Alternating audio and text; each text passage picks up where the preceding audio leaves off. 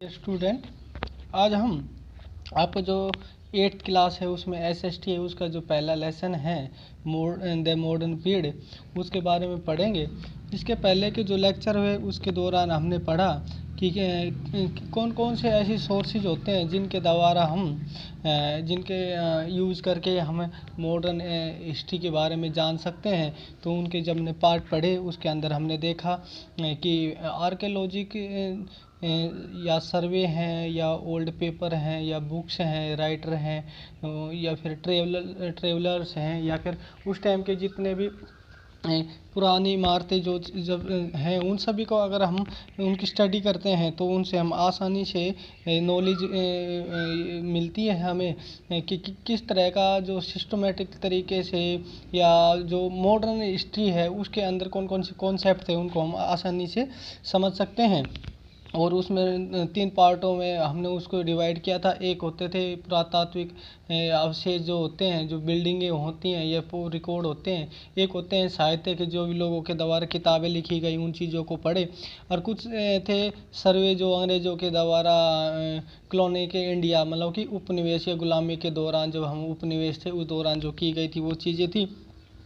आज के में हम बात करेंगे इंडस्ट्री रेवोल्यूशन मतलब औद्योगिक क्रांति जो हुई उसमें किस प्रकार से उद्योग क्रांति हुई, इसकी काजेज क्या थे, इफ़ेक्ट क्या थे। और विशेष तौर पे अगर जो मेन जो इम्पोर्टेंट जो टॉपिक वो जो सेंटर होगा वो होगा इंडिया के अंदर किस तरह की सिस्टमैटिक तरीके से जो इफ़ेक्ट पड़े औद्योगिक क्रांति के या इंडस्ट्री रेवोल्यूशन के। और ये होती क्या है रेवोल्यूशन, इसके बारे में आज का जो आपका ये लेक्चर है इसके अंदर पढ़ेंगे। तो as the voyagers land to the discovery of new land trade grew in मतलब जैसे जैसे लोगों के द्वारा यात्राएं की गई और नई नई भौगोलिक खोजें हुई ये और भौगोलिक खोजें के नई ज़मीन के बारे में, नए क्षेत्रों के बारे में लोगों को पता चला, जिसकी वजह से व्यापार है ट्रेड ग्रेव मतलब कि जो व्यापार है वो क्या ग्रोथ करने लगा, बढ़ने लग रहा है। The new lands provided new raw material and ready markets to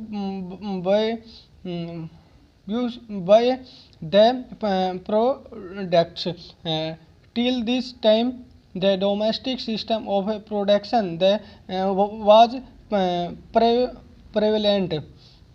मतलब अब ये है कि जैसे जैसे कि न्यू लैंड मतलब कि नए नए जगहों का पता चल रहा था यात्रियों के द्वारा। जब यात्री एक जगह से दूसरी जगह जाने लग रहे थे तो उनको प्रोवाइड का मतलब उपलब्ध करवाना। न्यू रॉ मटेरियल मतलब कि कच्चा माल। जब फैक्ट्रियों में कोई भी चीज़ का प्रोडक्शन किया जाता है, कोई भी चीज़ जब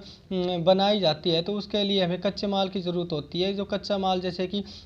अगर सूती वस्त्रों का निर्माण करेंगे तो हमें कपास की ज़रूरत होगी। तो ये जो कपास यहाँ पर क्या है रॉ मटेरियल। तो ये जब रॉ मटेरियल जब नई नई जगहों पे लोगों के द्वारा खोज की गई और जब उनके बाद वहाँ से रॉ मटेरियल बड़े आसानी से उनको मिल जाता था, ईजीली उनको मिलता था। और उसके बाद रेडी मार्केट्स और जो फैक्ट्रियाँ हैं, जो इंडस्ट्रीज हैं, उनके अंदर जो प्रोडक्शन होता था, जो उत्पादन होता जो चीज़ें बनाई जाती थी तो उनको बड़ी आसानी से कहाँ पर मार्केट में मतलब जिस क्षेत्र से वो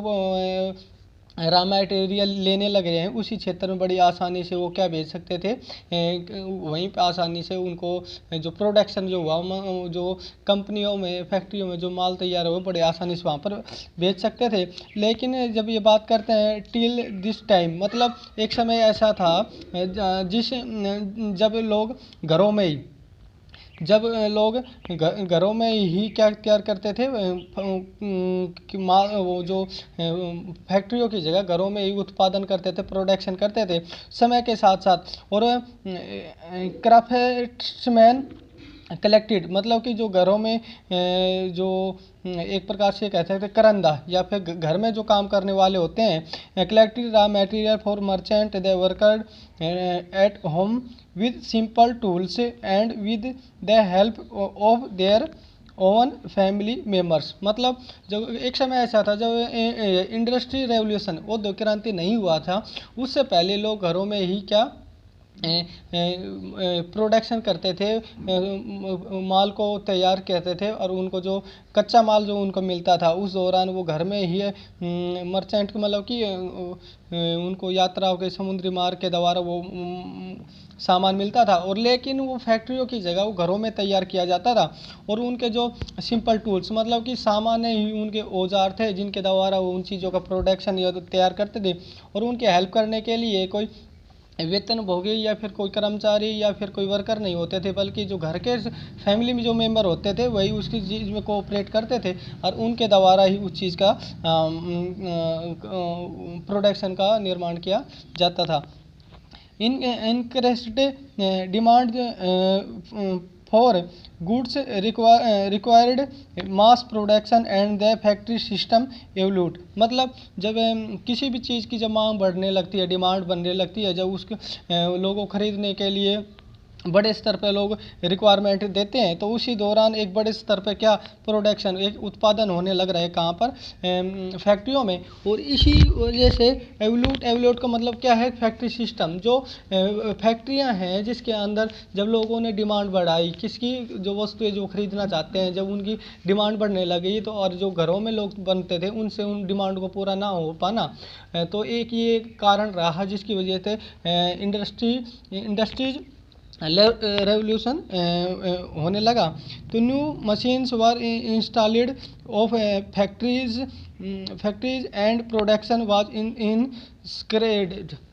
मतलब क्या, अब ये धीरे धीरे क्या मशीनें बनने लगी, और मशीनें जब स्थापित की गई, और मशीनों के स्थापित हो जाने के बाद एक बड़े स्तर पे क्या होने लगा, प्रोडक्शन उत्पादन होने लग गया था, जिसको बड़ी आसानी से उन लोगों की जो डिमांड है उनको पूरा किया जा सके।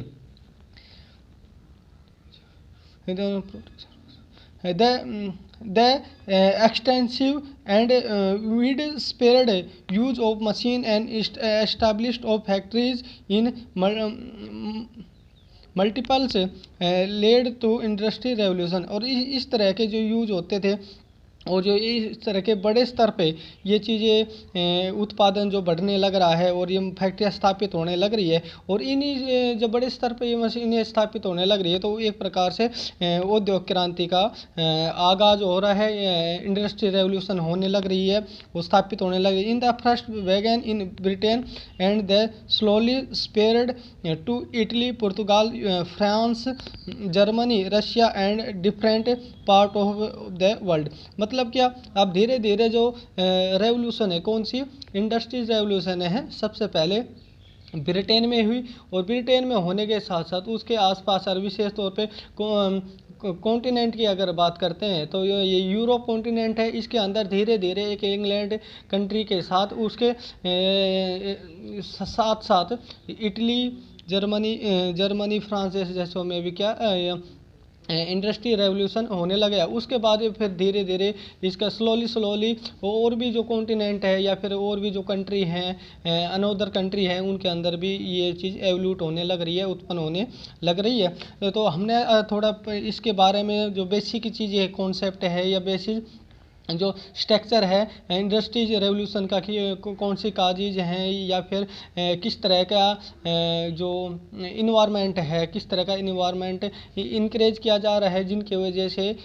इंडस्ट्री रेवोल्यूशन होने लग रही है। आज के लिए इस लेक्चर में इतना ही। कल हम पढ़ेंगे कि कौन कौन से ऐसे काजेज थे जिनकी वजह से सबसे पहले या फर्स्ट टाइम जो रेवोल्यूशन हुई, इंडस्ट्री रेवोल्यूशन, सबसे पहले इंग्लैंड में क्या हुई, कौन से ऐसे काजेज हैं जिनकी वजह से रेवोल्यूशन ने क्या इफेक्ट डाला, और क्या काजेज थे, और उसमें ब्रिटेन की क्या भूमिका थी। जो सेंटर पॉइंट हमारा ब्रिटेन रहेगा, तो कल के लेक्चर में पढ़ेंगे। आज के लिए इतना ही, धन्यवाद।